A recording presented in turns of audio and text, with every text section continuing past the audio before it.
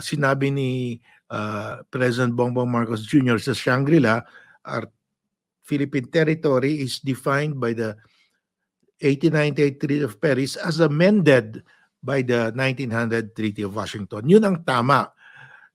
Importante ito dahil meron tayong mga legal luminaries katulad si former Solicitor General Estelito Mendoza.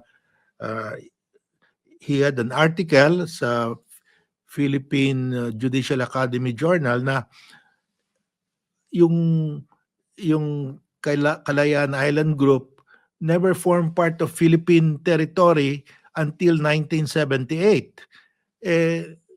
Yung 1978, yun yung date of the PD 5096 where Marcos made the Kalayaan Island Group a municipality. If you start with 1978, wala tayong panalo.